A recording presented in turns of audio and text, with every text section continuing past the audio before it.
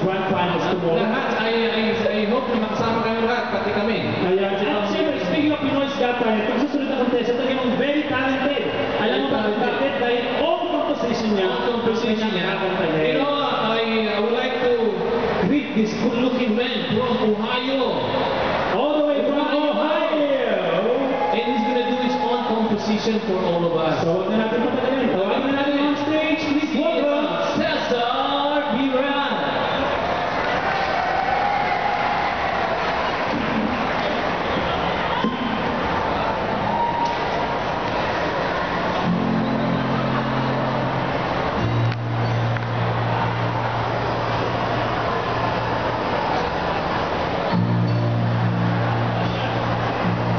Ito po para sa inyo, mga kababayan ko dito sa Amerika.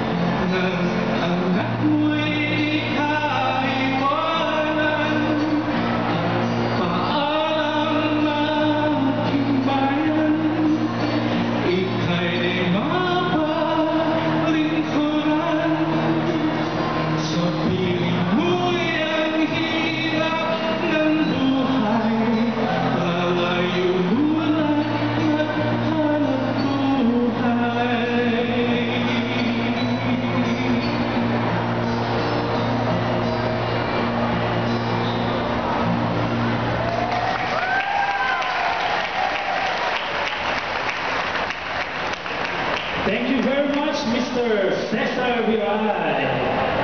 Okay. Sige, JC, kuha ng microphone habang mag-judge naman ating mga guests ngayon. Judges, of course. Judges nga eh. Sige, so unahin natin yung pinakamagandang outfit for the day, Mr. Neptali.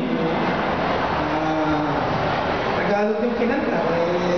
Masyado nyo kasi naantig ang marupok na bagting ng aking damdamin. Translation, in English. English niya.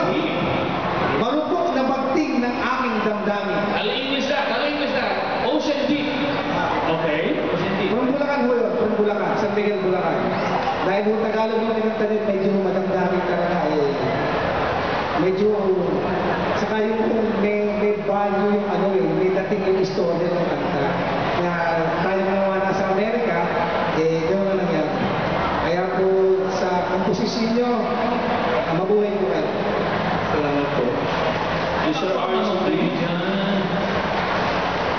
Cesar? Cesar. I'm a composer myself, and when you compose an original song for this event and this competition, I gave you a perfect spot for creativity and ability because, man, thank you very much. and of course, Dennis C. Thank you for sharing something very personal. The fact that you can write an original song is definitely worthy of respect. So congratulations on that. And Keep up the great work. Thank you po. Okay, thank you very much, Mr. Cesar. Cesar Viral.